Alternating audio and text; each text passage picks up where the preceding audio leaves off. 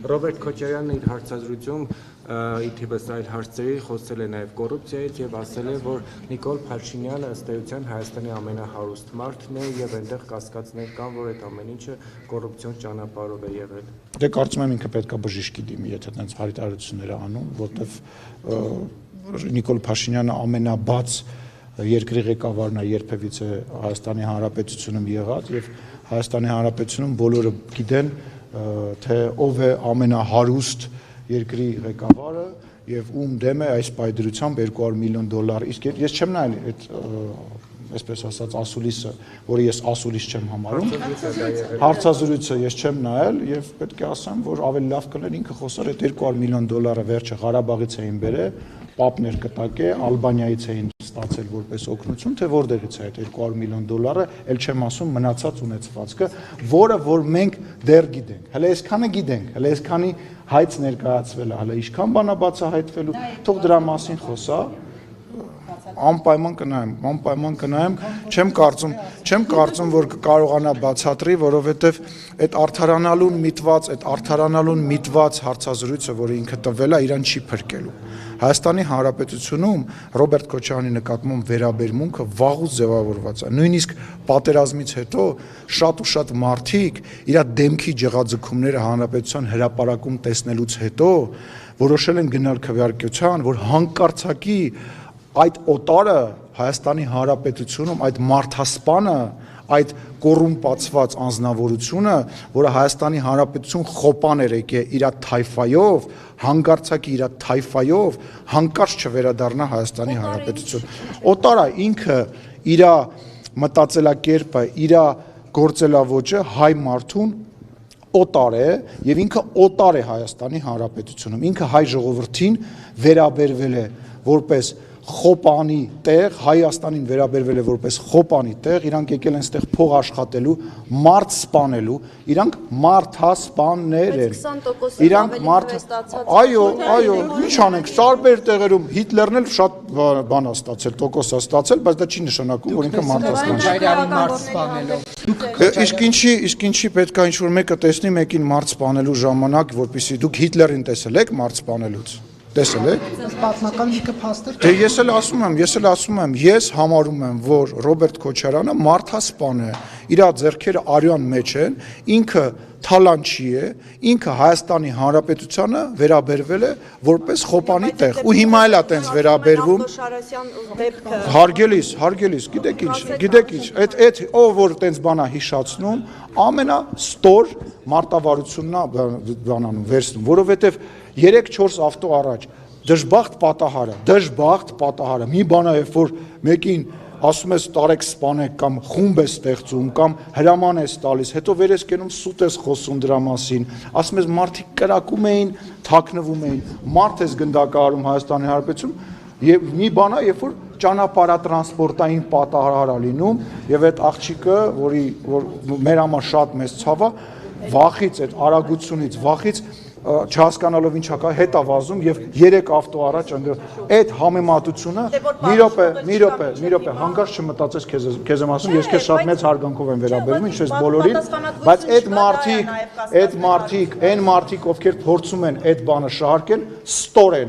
ստորեն եւ շատ վատ բան են անում քաղաքական դիվիդենդ շահելու համար տես բան են անում, համեմատելու բան, դա օրական ցավոք սրտի կա պատասխան, տես բան չկա որ Հայաստանում Շողիկ, Հայաստանի Հանրապետությունում չկա դեպք, որ պատասխանատվություն չկա, անկախ նրանից ինչ պաշտոնյաներ են, ինչ աստիճանի պաշտոնյաներ են, չկա տես դեպք, չկա ու չի լինելու։ Ռոբերտ Քոչարյանի դաշնություններ ընդդիմախոսները մեղադրում են, եթե որ դուք ասում եք Քոչարյանի ձեռքերը արյունի մեջ են, նաև ձեզ մոտ 5000 զոհեր ունենալու։ Եվս մեկ անգամ ասեցիք 5000, ես ձեզ հարցազրույց չեմ տա։ Մոտ չի կարելի, կլինի մոտ մեր երեխեքի մահվան թիվը չավելացնենք։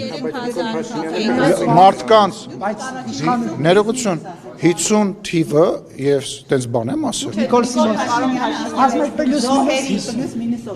Հասկանալի է, որովհետեւ թիվը հստակ չէր։ Հիմա երբ որ թիվը հստակ է, ասենք 3998-ը սարքել 5000 պայմանական եւ ասել այս պահի դրությամբ մեր ինֆորմացիայից ելնելով 50 էսկոմ 50 ենկոմ դեռ չենք կարող ասել նույն բանն, հո լսեք, ձեզ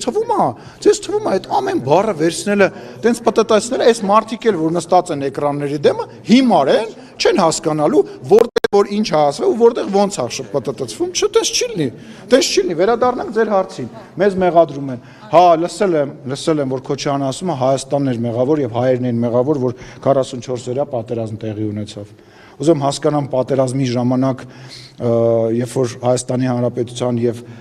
Ղարաբաղի վրա հարձակում լինում են զինվորները, որոնք որ մահացել են եւ այն պատերազմը, որը որ եղել է ոչ մեր պատճառով, ոնց կարելի է կապել քաղաքական ղեկավարության հետ, ուզում հասկանամ։ Հիմա եթե ես հարձակվեմ ձեր վրա,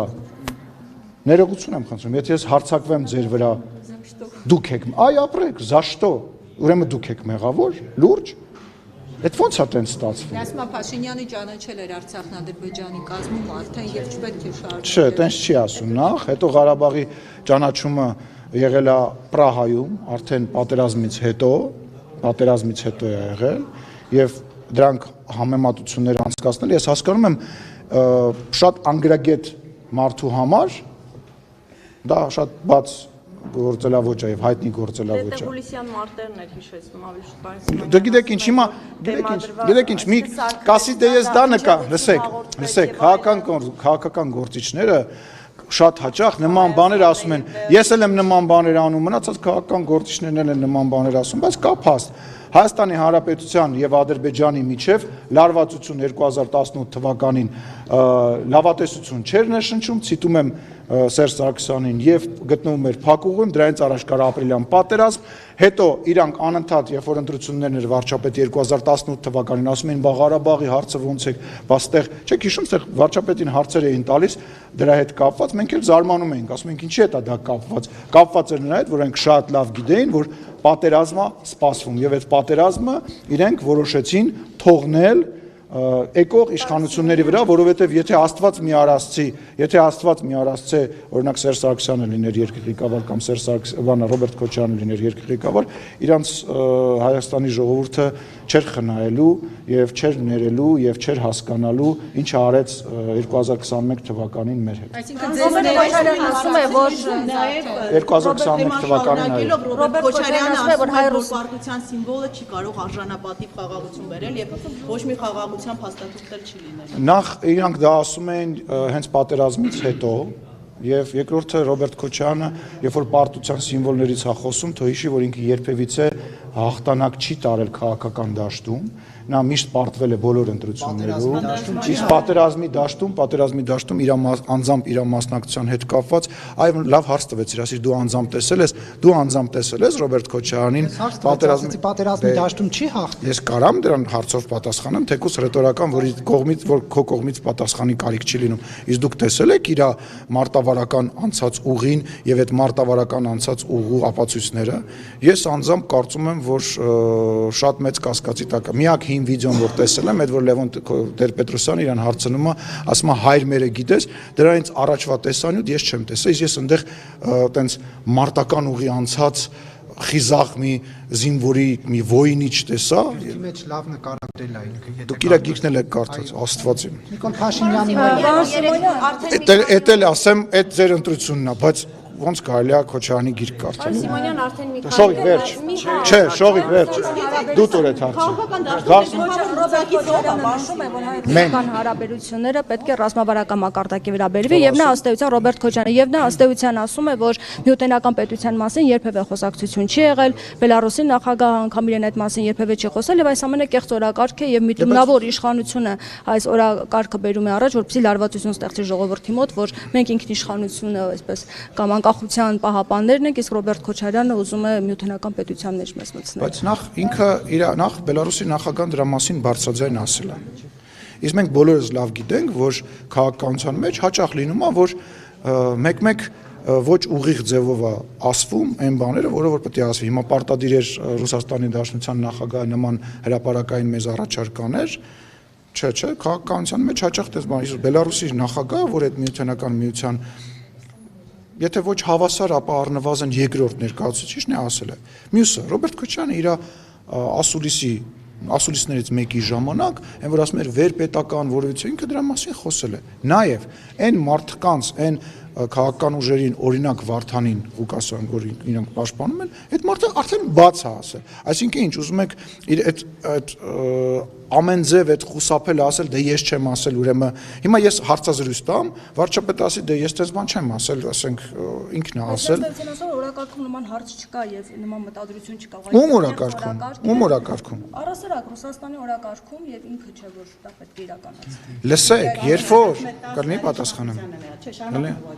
Տարի իշխանության եմ եղել, եթե պետք լիներ, այդ ժամանակ կդառնայինք, եթե ցանկանայի դառնալ միութենական պետության անդամ։ Դե նախ եւ առաջ այդ process-ը պետք է տնտեսական առումով վերջ ավարտին հասցնել եւ դրա համար տեղի են ունենում գույք պարտքի դիմաց գործարքները, գազատարի դուք հասկանում եք, որ ասենք այն ինչ որ մենք էներգետիկ առումով հիմա կախվածություն ունենք, այդ դրա խնդրը եւ դրա հիմնական անողը Ռոբերտ Քոչարյանն է, դուք հասկանում եք էդի։ Գնացել է, եղել է, կներեք էլի ժողովրդը թողներ ինձ հայերեն ոչ այքան հայերեն ու գրական բառեր օգտագործել, գնացել է խողովակը, որը որ նախատեսվել է Հայաստան այլընտրանքային էներգակիր գազ բերելու համար, բանը փոխել է տրանզիտայինից, որ թեորապես եմ ասում, որը որ կարար օրինակ Հայաստանի տարածքով Վրաստանին գազ մատակարար էր, բանը փոխել է,